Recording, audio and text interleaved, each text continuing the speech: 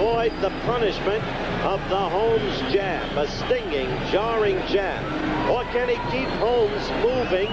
Because Larry's jab is most effective when he can stand flat-footed and just pour it in there, double and triple mark. We'll see. 15 rounds scheduled for 10-point must system. The crowd begins to roar. WBC rules, 3 judges, and they will score the fight. The referee will not have a voice in the scoring.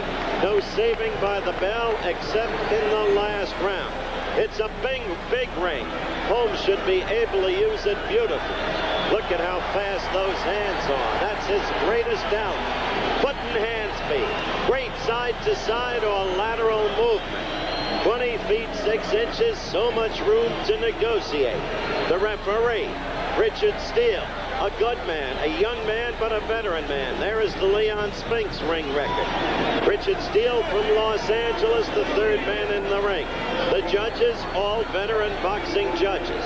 Harold Letterman of New York, Rudy Ortega of Oakland, California, and Hank Elespinu of Sacramento, California. Spinks just introduced to the crowd.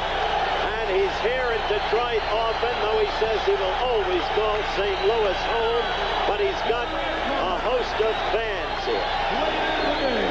212 1/4 pounds. From Easton, Pennsylvania, the undefeated Eastern Assassin, the WBC heavyweight champion of the world, Larri Holmes. The crowd favorite within the arena, obviously Leon Spinks. Larri Holmes from Easton, Pennsylvania, the home of the Lafayette Leopards, Lafayette College. The Easton Assassin, they call Holmes in the pugilistic vernacular.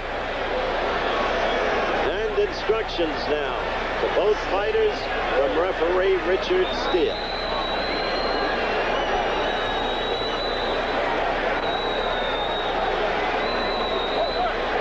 Spinks nodding and looking down. Holmes looking squarely at Spinks. The tail of the tape, the key factor, the difference in reach. What an edge for Holmes. We await the start of action, the bell for round 1. 12-pound weight advantage for Holmes, but that's not consequential. The bell.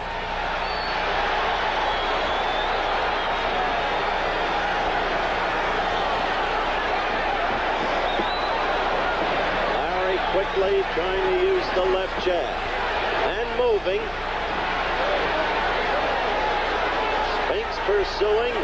He can be wild, he is unpolished, but he can be dangerous. Witness his knockout of Fernando Machado in the 9th round, when Machado was top-rated WBC contender, and that's what got Leon this shot.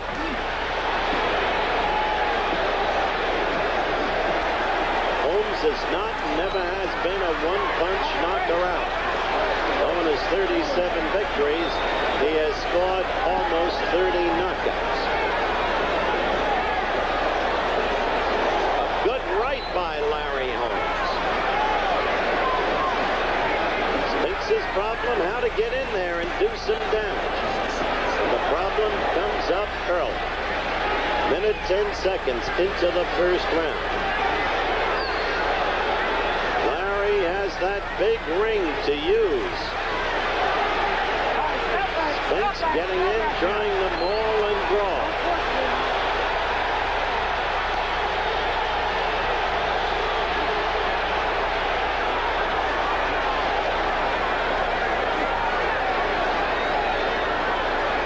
There are those who give Spinks an excellent chance. Larry with a good right lead caught Spinks in the head. Will Grimsley of the AP, veteran bulldogging boxing reporter, has picked Spinks to win. Michael Katz of the Times gives him an excellent chance of the New York Times. With 2 minutes into round 1, crowd yelled, but Holmes' glove picked off the Spinks glove.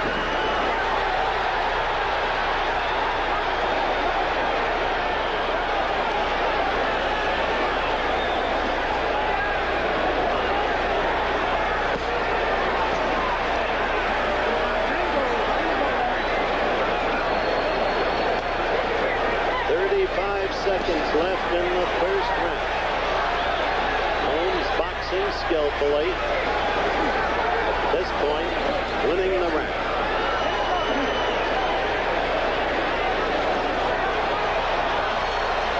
Spinks trying to be all over him, pursuing him. It excites the crowd. But it's Holmes who does most of the scoring. Saw the wild right up on the shoulder. That did get to Holmes, but it won't hurt him there. The end of round one at hand. Round two just underway. Holmes in the first round, but Holmes has a tendency to rattle, and the wildness of Spinks may do just that.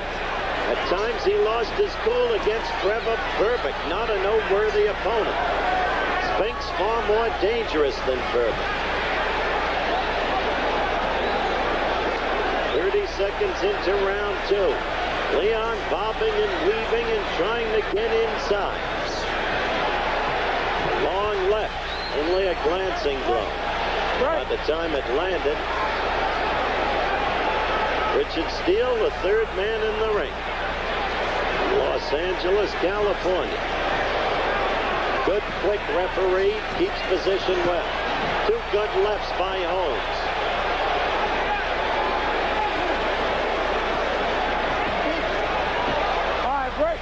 Holmes swinging him around, spinning Spinks off. With a superior height and reach, he almost dwarfs Spinks, or it looked that way at the weigh-in even more than it does in the ring. Spinks connected there. He had Holmes against the ropes and he connected. His best connection of the night.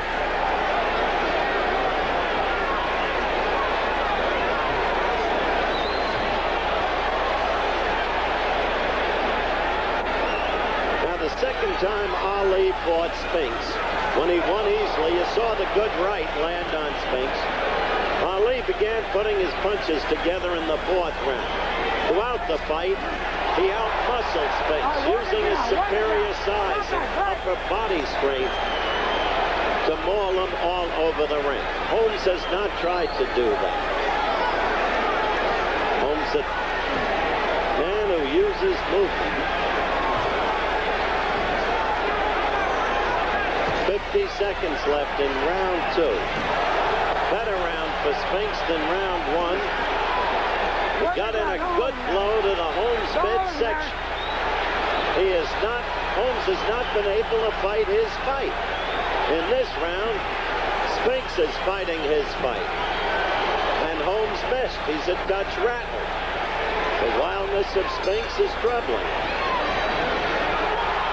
There was a mistaken bell. There was a mistaken bell that caused Holmes to pause, and Spinks took advantage. One.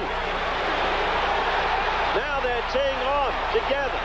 In one corner, the seconds got into the ring thinking the round had ended. It will end right now, but Spinks in control.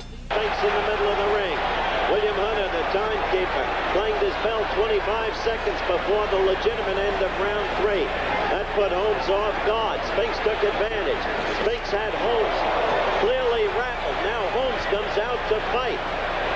So far, Spinks has shown that he's never been afraid of anybody in his life, and we may have a good fight here. Holmes an overwhelming favorite, of course. Spinks, an awkward, troublesome guy.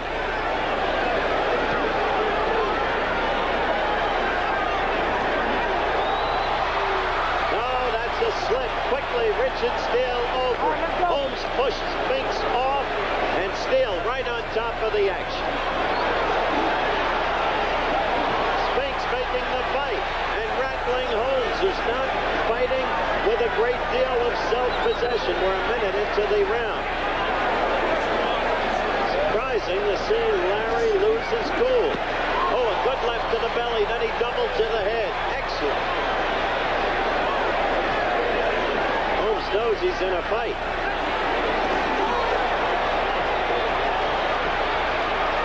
That's how wild Spinks is. Leaning all over Holmes, halfway falling down, and Holmes is now scoring heavily against Spinks. Now he's fighting. shot to the belly hurt Spinks. Spinks is getting it. He hasn't been able to get away from the ropes. And Holmes is really teeing off on him. Has him measured.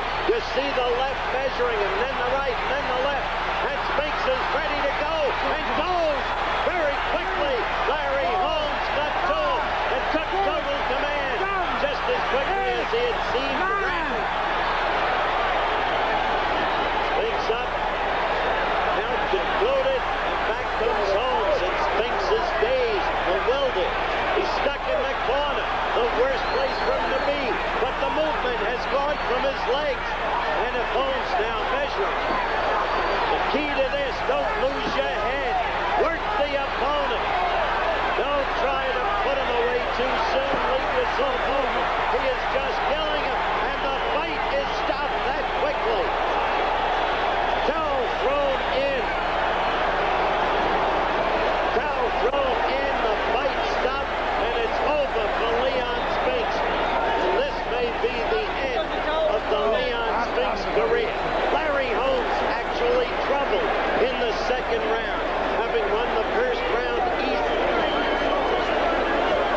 Steele says the towel had nothing to do with it. He stopped it on his own. You can't stop a championship fight with a towel from the corner. So Richard Steele has said that he stopped it on his own, and he did the right thing, the referee did. Let's look at it again. Spinks stuck against the ropes right near the corner, virtually in the corner. And Holmes going at him, teeing off on him. Spinks utterly out, really. Got up from that, but went down again and it was stopped. This, again, the replay. See the way he measured him with his left and then came through with the, look at that right uppercut. And that right. Larry Holmes, 38 fights, 38 victories. They can say what they want about the quality of the opposition when it comes to Holmes, but he hasn't picked them. He's fought virtually everybody around. Next in line, Jerry Cooney and a kid named Greg Page. That's the way Spinks went down. Still another replay. Hitting him at will. Larry Holmes. How quickly the tide turned for Leon Spinks. Because in the second round, it looked like he had a chance. In the third round, it became what it was in the first round. Only Holmes came out to fight. Disappointed and angry with himself over the second round. He came out to fight, and it was no contest. In fact, a mismatch. Larry Holmes. Minute 26 of the third round. Winner on a technical knockout. The bout stopped by referee Richard Steele on his own. We will be back in Joe Louis Arena. And there is the defeated Leon Spinks. But we'll be back after this commercial message and a word from our local stations. Another chair, please. Have a chair with me. Well, we're back at ringside in the Joe Louis Arena, and with me, having successfully defended his crown, the WBC heavyweight champion of the world, Larry Holmes. Quickly, Mrs. Holmes now coming in to hug the champion. Larry, let's quickly review the fight. The first round was easy. You outboxed him. You used movement. What happened in the second round when he seemed to have you A, rattled, and B, angry? Well, first before I explain that, Howard, I would like to say happy birthday to my daughter, Lisa. Hi to Miss me, my daughter, Belinda. I want to say hi to all of them, Reverend Jesse Jackson, Reverend Jacobs, all my friends at round one. And don't forget to take care of your bartenders and waitresses. And then the second, now answer the question. I'd like to say, I heard the bell, but like you said, it was probably a false bell. But I stopped fighting, and he kept coming. And he started hitting me. I think that was good for me because it made me get out there and make this guy respect me because he had no respect at all.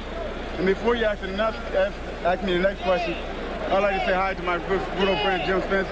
and say all right, you said hi to everybody. Now, never mind ABC. Okay. You happen to be on our network, but I don't want any plugs for it. I ain't giving you none either. Okay. Now, you said what mattered because it's what I said. It made you angry, that false bell, and when he came at you and he scored against you. Might even have won the second round for him, who knows. So you came out, and no more moving. You just came out and went right at him, right? Yes, Howard. I started using a stronger left jab, doubling up on my jab, and I was finding the range because he was moving a lot, and it was only a matter of time. But that's just to show you, I don't know what's happening to boxing. This man was out on his feet, hurt, and the man let him get up and continue to take punches. It don't make any sense. And I'm just glad that nothing happened to Leon, because I think he's a hell of an athlete. All right, and he deserves all the credit. Hate to interrupt you. What I want to do now is show you that final round and show me where you thought the fight should have been stopped. Okay, Howard. You were out in the middle of the ring waiting for him, right there. Challenge you. Come on, Leon. I'm stronger, I'm bigger. I don't have to move from you. Come on in. He says fight told you. It's a fight. So we fought. And you started quickly getting that left jab in. Left hand after the right hand. Follow. My brother Jake, he predicted the third round with a right hand again. So Leon wanted to get me on the rope and try to work. He started very fast. And I knew it would be a matter of time because he'll run in to punches, because he was running into punches very early. You spun off the ropes and now back to ring center, and then the way it wound up, you had Leon on the ropes. Yes. That was a slip. There you pushed him off. That was a proper call. Right. Then he came charging and ran into a right hand.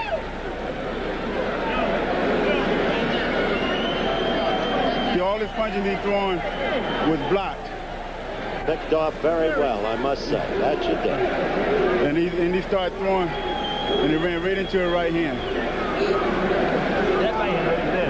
See, I was doubling up left hook and right hand, too. That's right. The left to the belly and then up to the head. You doubled on the left. Very good. Now you begin to get. There's that right. That's the right hand. That was the right hand. Let's step in.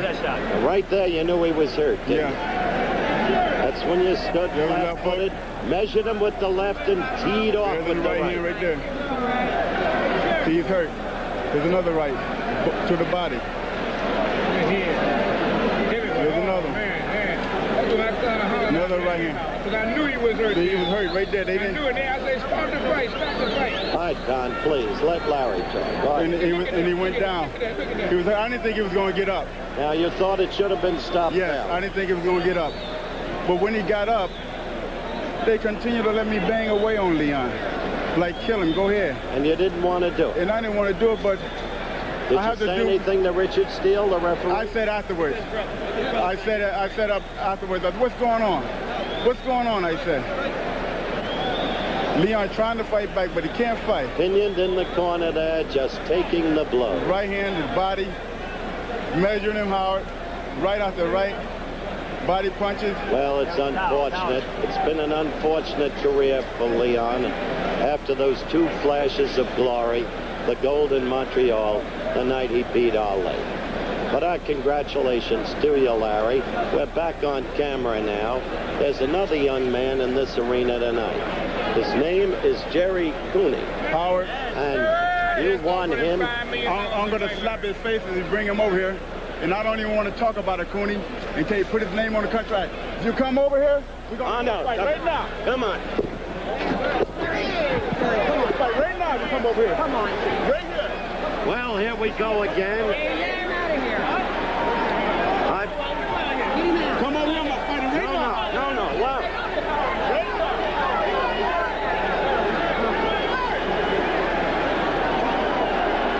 All right, ladies and gentlemen. Please, Larry, please. I'm sorry. Well, I remember once. Hey, what's up? I remember once at a convention when Dan Rather got pushed around and he said, all in a day's work.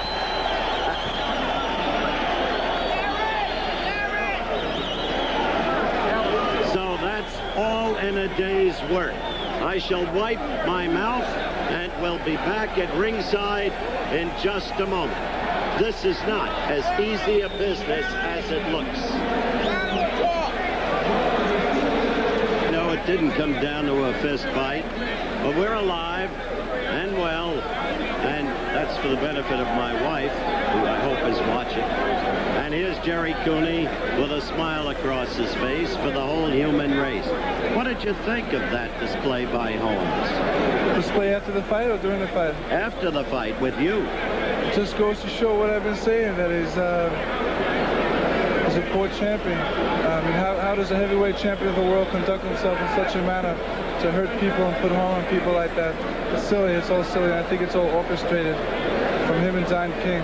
Don King's talking about offering $5 million for a fight. He offered $5 million after I was signed to fight Mike Weaver in October. What was your view of Holmes's performance tonight? I thought he looked well. I think that Leon came out, tried to gain the respect. I think Larry Holmes hurt him, but I was watching in the corner. I was shooting pictures, and Leon's corner couldn't see Leon's eyes, and they must have thought he was hurt, more hurt so than he was. But I saw his eyes. His eyes were clear. He was just trying to survive. But referee, the towel had nothing to do with the stoppage of the fight. Referee Steele told me he stopped it on his own. Right. Well, I guess in his opinion, he was the man doing the work out there, so he must have seen things that you and I could not see. Did Holmes's display with you make you want him more than ever? Well, we're going to fight. Right now, I don't look past any fights. I'm fighting Mike Weaver, so I don't like to look past. I like to take each fight as it comes. I love to be a fighter. I'm happy to be from America, and I just want to keep on fighting, keep learning, and do the best I can and to attempt my goal as heavyweight champion of the world. I want to tell you something. You're conducting yourself beautifully. A lot of class. I'm glad you were here tonight, in spite of the incident. It's okay, but only thing I wish it had been your lip that was cut instead of mine. You can understand. Yes, and so, talk with Jerry Cooney, who's in the arena tonight.